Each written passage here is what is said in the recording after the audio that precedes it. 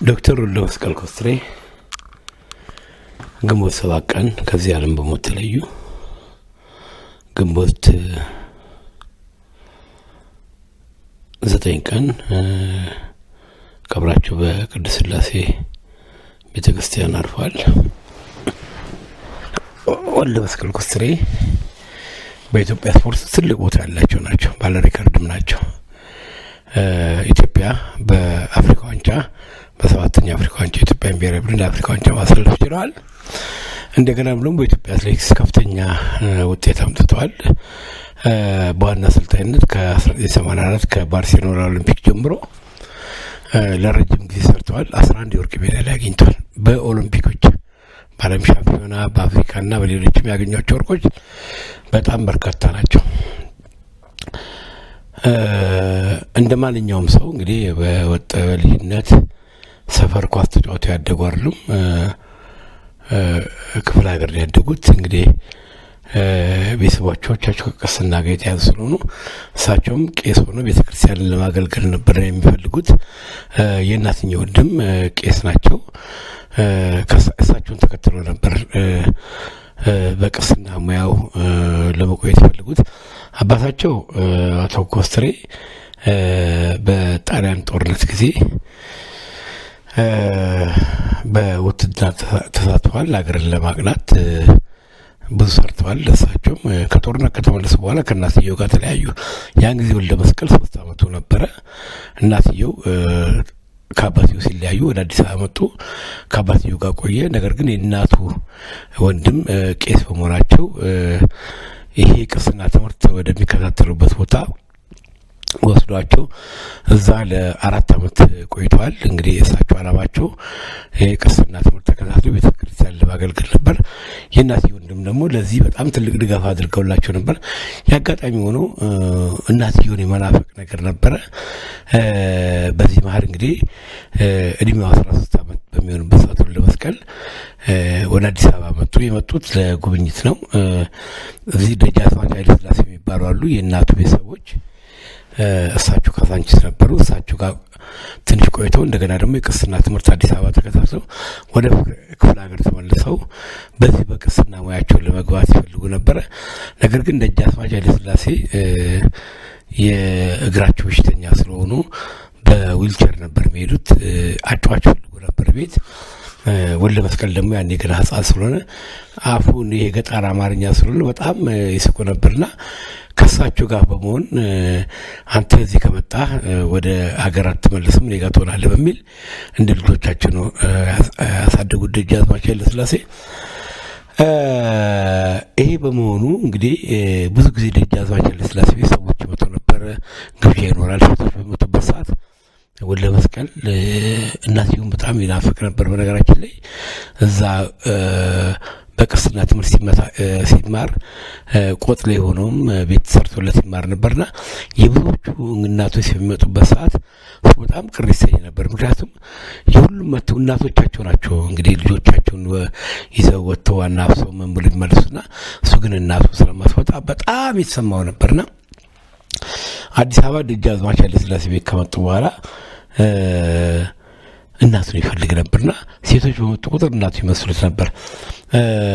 ይሄ ከሆነ ከ2 ዓመት በኋላ ደጃዝማች ኃይለ ሥላሴ እንግዲህ ወልደ መስቀልን ብዙ ጊዜ ያነጋግሩት ነበር። እናቴን ፈልጋለሁ ይል ነበር። አንድ ቀን ምንድነው ግብዣ ተደረገና ደጃዝማች ኃይለ ሥላሴ ቤት ውስጥ 8 ሴቶች መጡ። ይሄን ያዘጋጁት ደጃዝማች ኃይለ ሥላሴ ናቸው። ሴቶቹ ከመጡ በኋላ ወልደ መስቀል ተጠራ። ሴቶቹ ሳሎን ተቀምጠዋል። 8ቱም ካባ አድርገዋል። ደጃዝማች ወልደ መስቀልን ጠሩት። አንድ እድል ነው የምሰጥህ አሉት። ከነኚህ ከ8 ሴቶች ውስጥ እናት የትኛዋ እንደሆን ለይና አገኝ። እናትን ካገኘ ከእናት ጋር እለቅሃለሁ፣ ካለበለዚያ ግን ከነኚህ አንዱንም ካላገኘ ግን እዚህ ከኔ ጋር ትኖራለህ አሉት። እንግዲህ እናቱን ለማግኘት ነበር ፍላጎት የነበረው። 8ቱንም ሴቶች አያቸው። አንደኛ በ3 ዓመቱ ነው ከወልደ መስቀል ከእናቱ የተለየው። መለየት በጣም ከበደው። አያቸው አንዱን ነው መምረጥ ይችላል። አያቸውና አንዷ ከማል አለቀሰች። ሄዶ እሷ ላይ ተመተመ። እርግጥም እናቱ ነበረች። እና ከዛ በኋላ ግን ያው ደጃዝማች ቃላቸውን አልጠበቁም። ከእናቱ ጋር እንዲኖር አላደረጉትም። ያው በኋላ በሂደት ወልደ መስቀል ወደ እናቱ ጋር ሄደ። እንግዲህ ከእናቱ ጋር ነበር የሚኖሩ። እናቱን ለማስደሰት ብዙ ነገር ነበር የሚጥረው። ከዛ በኋላ እንግዲህ ወደ ስፖርቱ ገባ። የአንበሳ ቡድን ተጫዋች መለመል ስለነበረ እሱ እንግዲህ በሚማርበት ቦታ አንበሳ ቡድን መጣ፣ ተቀበለ። አንበሳ ለመግባት የፈለገው ምንድን ነው? አንበሳ አውቶቡስ ትኬት ይሰጥ ነበር፣ የከተማ አውቶቡስ ነበር። በዛ የተነሳ ወልደ መስቀልም ያው ለአንበሳ መጫወት ጀመረ። ከዛ ቀጥሎ ደግሞ እንግዲህ ወደ ቅዱስ ጊዮርጊስ ክለብ ገባ ማለት ነው። ቅዱስ ጊዮርጊስ ነው የፈለገው። በህዝብ በጣም ተደናቂ ቡድን በመሆኑ እዚህ ቡድን ቢጫወት ጥሩ እንደሚሆን በመገመቱ ነው። እንግዲህ በትምህርት ቤት እንግዲህ ደጃዝማች ናቸው ወስዶ ያስገቡት። ዘነበ ወርቅ ነበር። ብዙም አልተመቸውም ነበር። ዘነበ ወርቅ ትምህርት ቤት ትልቅ ታሪክ አለው። እዛ ትምህርት ቤት ውስጥ ባህሉ ግርማን አግኝቶት ነበር። በጣም ጓደኛው ነበረ። በጣም ይቀራረቡ ነበር። በሀሳብ የሚግባቡ ነበር። ብዙ ነገር ያሉ ነበር ከበዓሉ ግርማ ጋር ማለት ነው። በኋላ ግን በሂደት 1975 ዓ.ም በዓሉ ግርማ እንግዲህ ያሳተመው መጽሐፍ ነበር። ይሄ መጽሐፍ ደግሞ ለህይወቱ ትልቅ አደጋ ውስጥ የጣሉ ነበር፣ ለህልፈት ያበቃው ማለት ነው። ኦሮማ የተባለው መጽሐፍ። ይሄ ኦሮማ የተባለው መጽሐፍ ከታተመ በኋላ 5000 ኮፒ ነው ቅጂ። ይሄ እዚህ መጽሐፍ ውስጥ ያለው ነገር በጣም ብዙ ጭቅጭቅ ስላመጣና መንግስትንም የሚጎዳ በመሆኑ ዋናው ነገር ደግሞ በሻዕቢያ ሬዲዮ መጽሐፉ በመተረኩ ትልቅ ውዝግብ አመጣበት በዓሉ ግርማ። ይሄ መጽሐፍ በጣም ከሰዎች እጅ መንግስት ይሰበስብ ነበር። ወታደሮቹ በየቤቱ ፍተሻ ያደረጉ ነበር። እጃቸው ላይ ወልደ መስቀል እጅ ላይ መጽሐፍ ተገኘና በጥቆማ ነው፣ ያው ቤታቸው ነው ተፈትሾ የተገኘው። በዚህ በመጽሐፍ የተረጋ ትልቅ ውዝግብ ተነስቶ ነበር። ያ በኋላ እንግዲህ ያው ከብዙ ይቅርታ በኋላ እሳቸውም ከዚህ ነገር ነጻ ሊሆኑ ይችላል። እንግዲህ እንዲህ እያሉ ቆዩ። ቅዱስ ጊዮርጊስ ቡድን ተጫወቱ። ወደ ዋና ቡድን እናደጉ። ከዛ በኋላ እንግዲህ ዋና ቡድን መጫወት አልቻሉ። ምክንያቱም እናትየው ከዚህ ዓለም በሞት በመለያየታቸው ያው ብዙ ችግር ደረሰባቸው። ያው እንግዲህ አብረው ነበር የሚኖሩት። በጣም ወልደ መስቀል ስሜቱም ተጎዳ፣ እንዳጫወቱኝ ማለት ነው። ስፖርቱን እርግፍ አድርገው ከጊዜ በኋላ ግን ወልደ መስቀል በእግር ኳስ አይደለም የመጣው፣ በአትሌቲክስ ነው። በትምህርት ቤት አትሌቲክስ በጣም ጥሩ ተሳታፊ ነበሩ። ከዛ በኋላ እንግዲህ በሂደት በኢትዮጵያ በ19 እንግዲህ 60ዎቹ መጀመሪያ አካባቢ ለቶኪዮ ኦሎምፒክ ተጫዋቾች አትሌቶች በሚመረጡበት ጊዜ ወልደ መስቀልና ሰብስቤ ማሞ የተባሉ ሁለቱ ከትምህርት ቤት ተመረጡ ማለት ነው። ሰብስቤ በ800 ወልደ መስቀል በ1500 ማለት ነው። ይሄ እንግዲህ በኢትዮጵያ ኦሎምፒክ ታሪክ የመጀመሪያዎቹ ተማሪዎች ማለት የተመረጡ። ብዙዎቹ እንግዲህ ወታደሮች ናቸው። እና አበበ ቢቂላ፣ ማሞ ወልዴ፣ ምሩጽ ይፍጠር፣ መራይ ገብሩ በሙሉ ከወታደር ቤት ነው የተመረጡት። በታሪክ እነኚህ ሁለቱ ናቸው የተመረጡት።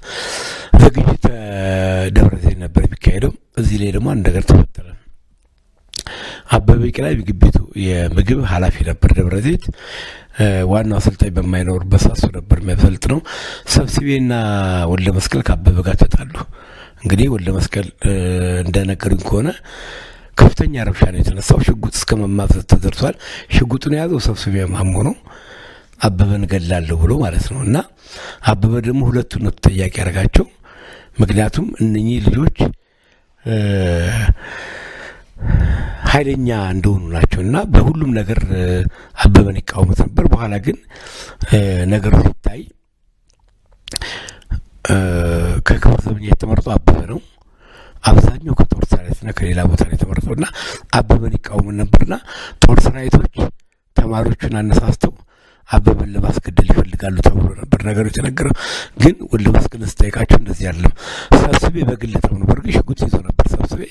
ነገር ግን ከአበበ ጋር በተፈጠረው ነገር ሁለቱም ችግር ውስጥ ገብተው ነበር። በኋላ ግን እንግዲህ ችግሩ ተፈታ። ግን ኃይለኛ በመሆናቸው አበበ ደግሞ ሁለቱንም በጣም ነው የወደዳቸው።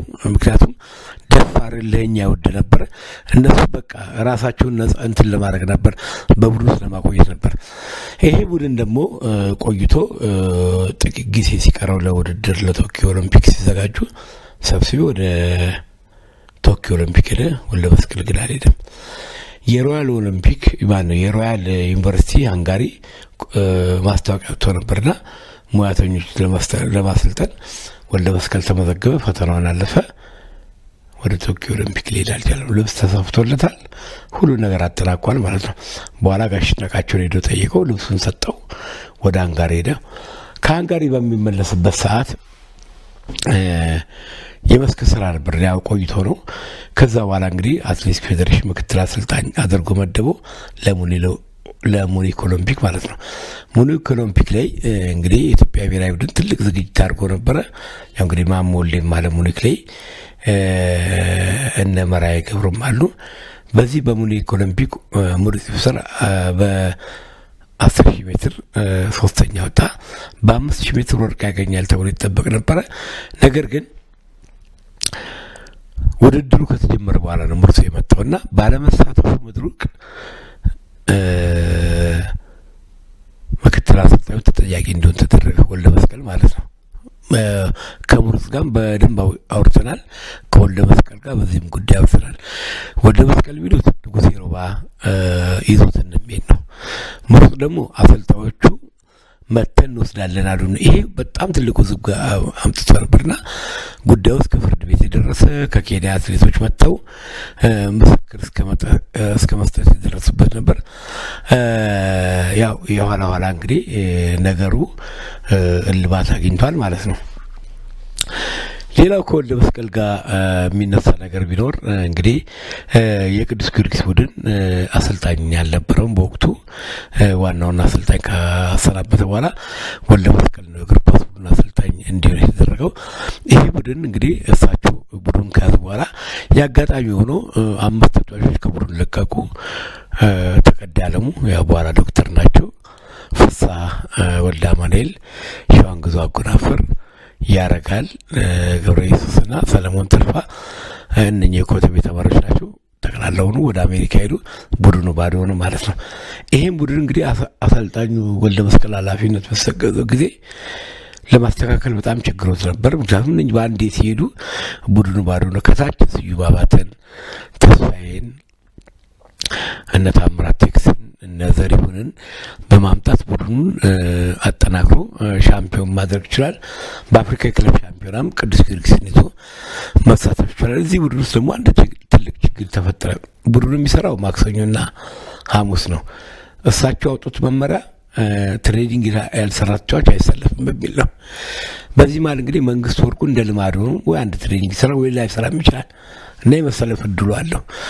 እሳቸው ቡድኑን ከያዙ በኋላ ህጉን ካወጡ በኋላ መንግስቱ እንግዲህ ከማመቃ በኋላ መንግስቱ አንተ አገባም ከኔ ጋር ትቀመጣለህ አሉት። መንግስቱም በጣም ተናደደ። ቡድኑ ወደ ሜዳ ሲገባ መንግስቱ ቤንች በመሆኑ ደጋፊው በጣም ተቃወመ።